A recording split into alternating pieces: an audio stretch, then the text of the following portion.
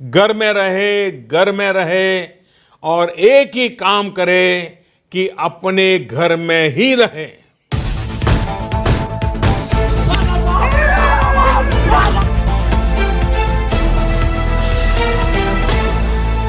दोस्तों स्वागत करते हैं बिंदास खबरें में, जहां हम आपको बताते हैं देश दुनिया की ताजा बड़ी खबरें।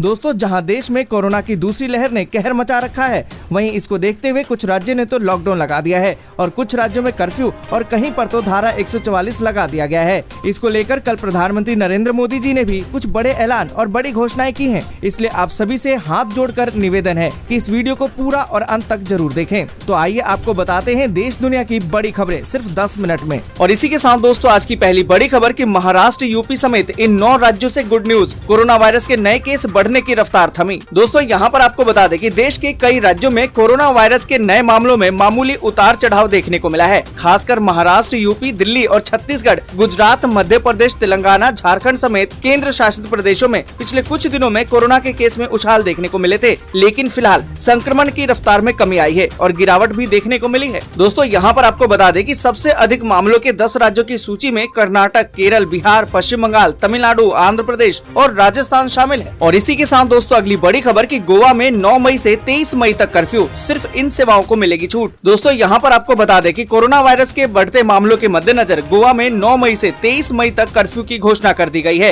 राज्य के मुख्यमंत्री प्रमोद सावंत ने शुक्रवार को इसकी घोषणा करते हुए कहा कि कर्फ्यू के दौरान मेडिकल सप्लाई चालू रहेगी। इसके अलावा घरेलू सामान की दुकानें सुबह 7 बजे से लेकर 1 बजे तक खुली रहेंगी। इसके अलावा रेस्टोरेंट सुबह 7 बजे से शाम 7 बजे तक टेक अवे ऑर्डर्स ले सकेंगे। और साथ ही दोस्तों आपको बता दें कि राजस्थान में भी 10 मई से लेकर 24 मई तक पूर्ण लॉकडाउन लगा दिया गया है। और साथ ही दोस्तों आपको बता दें कि उड़ीसा में भी 19 मई तक लॉकडाउन लगा दिया गया है। और दोस्तों आपको बता दें कि तमिलनाडु ने 20 मई तक सभी राजनीतिक, सामाजिक और सांस्कृतिक गतिविधियों पर रोक सहित व्यापक पाबंदियां लगा दी हैं। और इसी के साथ दोस्तों अगली बड़ी खबर कि किसानों के लिए खुशखबरी, जल्द खाते में आएंगे 2000 रूपए, ऐसे चेक कर सकते हैं स्टेटस। दोस्तों यहाँ पर आपको बता दें कि प्रधानमंत्री किसान सम्मान निधि योजना के तहत मिलने वाली 8वीं किस्त का इंतजार अब खत्म होने वाला है। किसानों के खाते में 2000 रूपए की रकम बहुत ही जल्द ट्रांसफर हो जाएगी। दरअसल राज्य सरकारों ने RTF यानी कि रिक्वेस्ट फॉर ट्रांसफर साइन कर दिया है। इसका मतलब ये हुआ कि किसानों के खाते में 2000 रूपए की रकम जल्द ही ट्रांसफर हो जाएगी। दोस्तों अगर आप अपना स्टेटस चेक करना चाहते हैं तो सबसे पहले PM किसान की ऑफिशियल वेबसाइट पर जाइए। दाईं तरफ फार्मर कॉर्नर होगा, उस ऑप्शन को क्लिक कीजिए, बेनिफिशियरी स्टेटस पर जाइए और उसको क्लिक कीजिए। एक नया पेज खुलेगा। इस नए पेज पर आधार नंबर, बैंक का खाता संख्या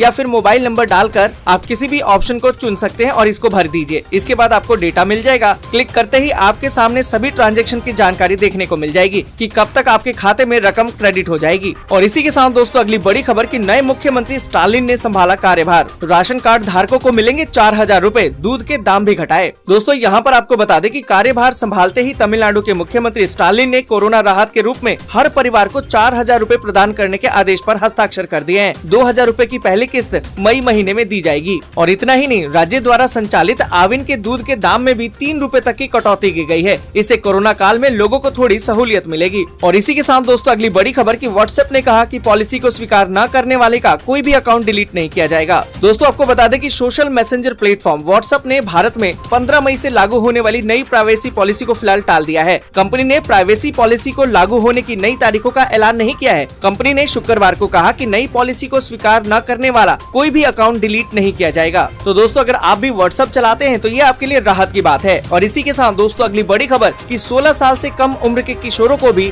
मिलेगा कोरोना का वैक्सीन। फाइजर ने दिया है आवेदन। दोस्तों यहाँ पर आपको बता दें कि अमेरिकी फार्मा कंपनी फाइजर ने अपनी वैक्सीन का इस्तेमाल 16 साल तक की उम्र के बच्चों पर भी करने के लिए आवेदन किया है। इस वैक्सीन को फाइजर और बायोएनटेक ने मिलकर बनाया है। दोनों ही कंपनियों ने America food and drugs administration यानी कि FDA से 16 वर्ष और उससे अधिक के लोगों में वैक्सीन इस्तेमाल के लिए लाइसेंस को लेकर आवेदन किया है। दोस्तों यहाँ पर आपको बता दें कि इससे पहले तक वैक्सीन का इस्तेमाल सिर्फ 18 साल के ऊपर के लोगों यानी कि वयस्कों में ही किया जा रहा था, लेकिन अब संभव है कि वैक्सीन का दायरा बढ़ाया जाए। दोस्तों आगे बढ़े उससे पहले एक छोटी सी रिक्वेस्ट है, इस वीडियो को लाइक और दोस्तों के साथ शेयर करना बिल्कुल भी ना भूलें। अगर अभी तक आपने चैनल को सब्सक्राइब नहीं किया है तो सब्सक्राइब जल्दी से कर लें। और इसी के साथ दोस्तों अगली बड़ी खबर कि हेल्थ मिनिस्ट्री का बड़ा ऐलान, वैक्सीन लगवाने से पहले दिखाना होगा सिक्योरिटी कोड, पोर्टल से जुड़ा नया फीचर। दोस्तों यहाँ पर आपको बता दें कि भारत सरकार ने 18 से 45 साल के आयु वर्ग के लोगों को वैक्सीनेशन की शुरुआत करने के लिए एक online registration CoWIN portal app तैयार किया था, जिस पर लोग वैक्सीनेशन लेने के लिए रजिस्टर करके अपने आसपास के सेंटर पर बुकिंग करा सके। दोस्तों यहाँ पर आपको बता दें कि यूनियन हेल्थ मिनिस्ट्री ने ये जानकारी दी है कि इस कोविन पोर्टल में एक नया सिक्योरिटी कोड फीचर को ऐड कर दिया गया है। आपको बता दें कि यूजर्स को 4 अंकों का एक सिक्योरिटी कोड रिसीव होगा, जो यूजर को वैक्सीनेशन सेंटर पर दिखाना होगा। और इसी के साथ दोस्तों अगली बड़ी खबर की यात्रीगण ध्यान दें, रेलवे ने रद्द कर दिए लंबी दूरी की 56 ट्रेनें। दोस्तों यहाँ पर आपको बता दें कि देश में कोरोना के मामले में बढ़ोतरी और रेलवे ने यात्रियों की कमी के मद्देनजर लंबी दूरी की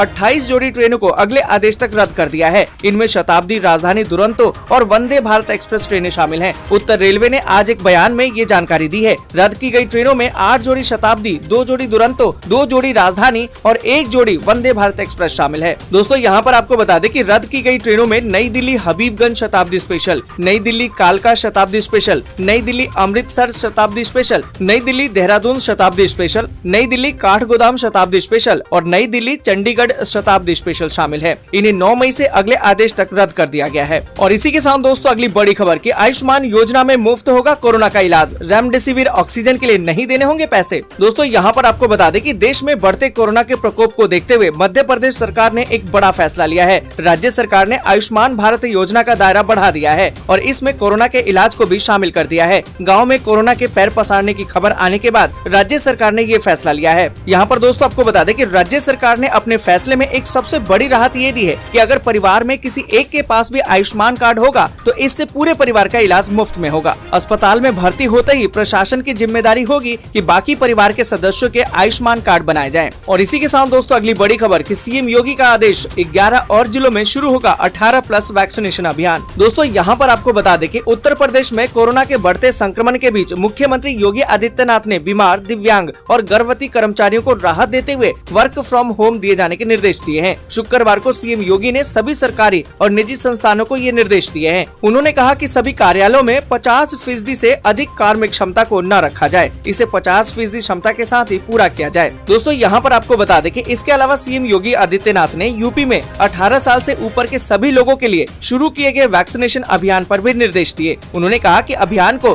11 और जिलों में शुरू करने का निर्देश दिया गया है। आपको बता दें कि इससे पहले टीकाकरण अभियान सिर्फ 7 शहरों में ही चल रहा था। और इसी के साथ दोस्तों अगली बड़ी खबर की सीटी स्कैन और डिजिटल एक्सरे के मनमाने चार्ज पर लगाम, अब इस राज्य में तय हुए हैं रेट। दोस्तों यहाँ पर आपको बता दें कि कोरोना महामारी की दूसरी लहर का लोगों में जबरदस्ती खौफ है। कई बार RT-PCR टेस्ट कराने पर भी इसका पता नहीं चलता है, तो डॉक्टर सीटी स्कैन और डिजिटल एक्सरे करवाने की सलाह देते हैं। इसका फायदा उठाकर कई निजी हॉस्पिटल और लैब मनमाना चार्ज वसूल रहे, लेकिन अब इस पर लगाम लगाने के लिए कर्नाटक सरकार ने निर्देश जारी कर दिया है। दोस्तों यहाँ पर आपको बता दें कि राज्य सरकार ने इन दोनों के रेट तय कर दिए हैं। सिटी स्कैन के लिए अब आपको सिर्फ 1500 रूपए और डिजिटल एक्सरे के लिए 250 रूपए रेट तय कर दिए गए हैं। और इसी के साथ दोस्तों अगली बड़ी खबर की भारत ने सिंगल डोज वाले स्पुतनिक लाइट कोरोना की वैक्सीन को दी है इमरजेंसी इस्तेमाल की मंजूरी। दोस्तों यहाँ पर आपको बता दें कि कोरोना संकट और वैक्सीन की कमी से जूझ रहे भारत ने रूस की single dose corona vaccine Sputnik light को देश में इमरजेंसी इस्तेमाल की इजाजत दे दी है। सरकार के इस फैसले से देश में चल रहे कोरोना वैक्सीनेशन अभियान को और गति मिलेगी। दोस्तों यहाँ पर आपको बता दें कि टीके के इस संस्करण का नाम स्पुतनिक लाइट है और ये 2 खुराक वाले स्पुतनिक वी की पहली खुराक के समान है। पर यहाँ पर दोस्तों आपको बता दें कि इसकी सुरक्षा और प्रभावशीलता सुनिश्चित करने के लिए आवश्यक उन्नत परीक्षण पूरा करना अभी बाकी है। और इसी के साथ दोस्तों अगली बड़ी खबर कि आंध्र प्रदेश में बीते 24 घंटे में कोरोना के 17,188 नए मामले, जबकि 73 लोगों की गई जान। वहीं दोस्तों आपको बता दें कि बीते 24 घंटे में राजधानी दिल्ली में कुल 19,832 नए मामले सामने आए, वहीं 341 लोगों की मौत हो गई है।